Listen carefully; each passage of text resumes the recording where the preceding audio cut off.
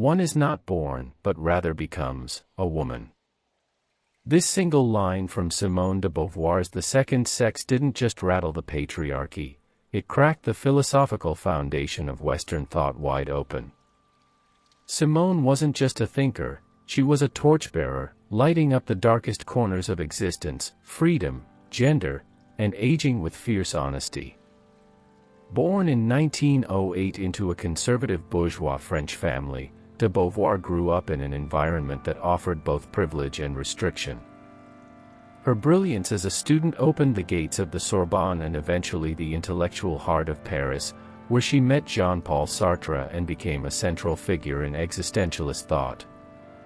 But de Beauvoir was no sidekick. She was a firebrand, a prolific author, and an intellectual force who demanded the world see her as a subject, not an object. Her writings explore not just what it means to think, but what it means to live with integrity in a world full of absurdities and constraints. From her critiques of patriarchy to her meditations on aging and death, de Beauvoir left a legacy rich with moral, political, and deeply personal wisdom. 1. Freedom is not a gift, it's a struggle. To will oneself moral and to will oneself free are one and the same decision. For de Beauvoir, freedom is not something passively granted or found lying in wait. It must be actively claimed, often against overwhelming societal inertia and internal resistance. She saw freedom as the very foundation of morality. To choose to be free is to choose to be responsible for one's actions, one's values, one's entire existence. This existentialist idea shatters the illusion that we can passively drift through life. To live freely is to be aware of your situation, yet not let that situation define or limit you. This requires vigilance, effort, and the courage to take full ownership of your choices, however painful or uncertain they may be. Lesson: freedom is not something you find, it's something you build, daily, deliberately, and sometimes painfully. 2. Become who you are through action. Life is occupied in both perpetuating itself and surpassing itself. If all it does is maintain itself, then living is only not dying. For de Beauvoir, life is not merely a state of being but a project in motion. We are not defined by our essence but by our engagement with the world. This is a core existential belief, that existence precedes essence. You are not born with a preset identity or purpose. You construct both by what you do, by the risks you take, by the values you live out. She insisted that it is not enough to survive.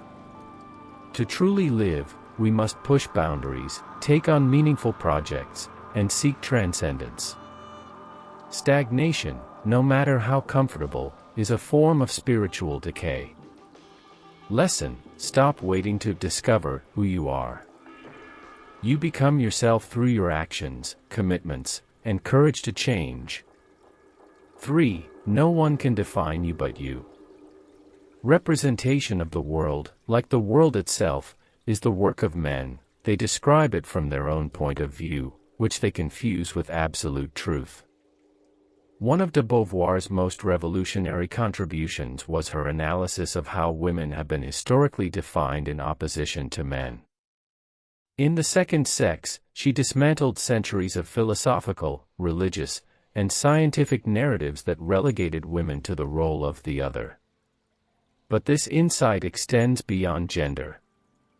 Any identity shaped by an oppressive norm, be it based on race, class, sexuality, or ability, suffers from this othering. De Beauvoir urged people to reject imposed roles and instead author their own identities. This act of self-definition is a profound rebellion against conformity and erasure. Lesson: don't accept the roles society casts you in. Take back the pen. Write your own identity. 4. Embrace the ambiguity of life. Man is a being of ambiguous nature, who must define himself through his actions. De Beauvoir believed that life is inherently ambiguous. We are both subjects and objects, individuals and members of a society, free and yet shaped by circumstance. Instead of trying to resolve these contradictions, she argued we must live within them. This doesn't mean we should give up on meaning or clarity. Rather, we must accept that no life is ever perfectly coherent or logically pure. Real maturity comes from making peace with contradiction, acting ethically in the gray areas, and still choosing to engage, love, and fight for justice. Lesson: don't chase certainty. Embrace complexity and let it make you more human. 5. Love without losing yourself. A woman should develop her personality freely, and not be immobilized by a childish, parasitic love. De Beauvoir and Sartre's relationship was unorthodox and often controversial, but at its heart was a mutual respect for each other's freedom. For de Beauvoir, true love should never be possessive. It should be a partnership between equals who recognize each other's autonomy. Many people lose themselves in love, abandoning their values, ambitions, or even sense of self. De Beauvoir warned against this, especially for women, who are culturally conditioned to serve and sacrifice. Instead, she envisioned love as a bond between two sovereign beings. Lesson: love should enrich your life, not consume your identity. Be whole first. 6. Age with courage, not denial. Society cares for the individual only so long as he is profitable. In The Coming of Age, de Beauvoir conducted a searing investigation into how society treats the elderly, not just as individuals, but as an entire class discarded once they're deemed no longer productive.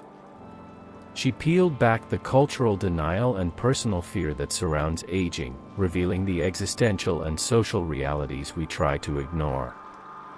But she also saw aging as a mirror for society's values. The way we treat the old reflects our collective attitude toward time, usefulness, and human dignity. She called for a rehumanization of aging, where people are valued not just for their output but for their wisdom, their stories, their sheer existence. Lesson: don't fear aging, confront it honestly. It's not the end of relevance but the beginning of a new form of presence. 7. Feminism isn't about imitation, it's about liberation. She would like to be a man, and yet she would like to remain a woman. De Beauvoir critiqued both the traditional roles of femininity and the idea that liberation means adopting masculine behaviors. She understood that emancipation cannot come from mimicry. It must come from redefining the very standards by which freedom and success are measured. Feminism, for her, was not about replacing patriarchy with matriarchy or simply swapping roles. It was about questioning the systems, assumptions, and values that limit everyone, women and men alike. Liberation begins when we stop measuring ourselves by someone else's yardstick. Lesson: true equality doesn't mean becoming like the oppressor. It means reimagining freedom altogether. 8. Meaning comes from commitment, not comfort. To exist is to make oneself a lack of being, it is to be in the world, engaged in projects. Comfort is seductive. It keeps us safe, but it also dulls the edge of meaning. De Beauvoir knew that a life of passive enjoyment can become a life of regret. Meaning comes not from ease, but from commitment to causes, communities, people, and ideals. These projects, as she called them, are how we escape the futility of existence. They ground us, stretch us, and connect us to something greater than our individual concerns. Whether it's activism, art, parenting, or philosophy, what matters is that we throw ourselves into life with purpose. Lesson: seek out what stirs your soul. Pour yourself into it. That's where meaning lives. 9. Do not accept injustice as natural. Change your life today. Don't gamble on the future, act now, without delay. de Beauvoir was a woman of deep moral courage. She didn't just write about injustice, she acted. She supported anti-colonial struggles, fought for abortion rights, and exposed torture by the French state in Algeria. She believed in action, even when it made her unpopular. She warned against the human tendency to normalize the unacceptable. When we see injustice and do nothing, we become complicit. The first step to change is refusing to look away. Lesson: see clearly.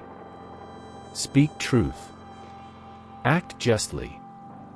The world won't change if you don't. 10. Writing is a weapon, use it responsibly. Literature is an effort to make life real. De Beauvoir saw literature and philosophy not as ivory tower exercises, but as tools for truth-telling. Her writing was a form of activism, a way to illuminate the hidden, the uncomfortable, the essential. She believed that good writing makes the reader feel the stakes of existence. Whether she was penning memoirs, essays, or novels, her goal was always the same: to unmask the human condition, to challenge hypocrisy, to bear witness. If you have a voice, she believed, you have a duty. Lesson: use your talents, whatever they are, to bear witness to the truth. 11. Be honest, especially when it's hard. I tore myself away from the safe comfort of certainties through my love for truth, and truth rewarded me. Honesty was not easy for de Beauvoir. She exposed her flaws, her contradictions, her pain. But in doing so, she discovered a deeper kind of strength, the strength to live authentically. In a world full of masks and social scripts, honesty is revolutionary. It makes real connection possible. It clears the fog of denial and self-deception. And it allows for true growth, not the performative kind. Lesson: choose the raw truth over polished lies.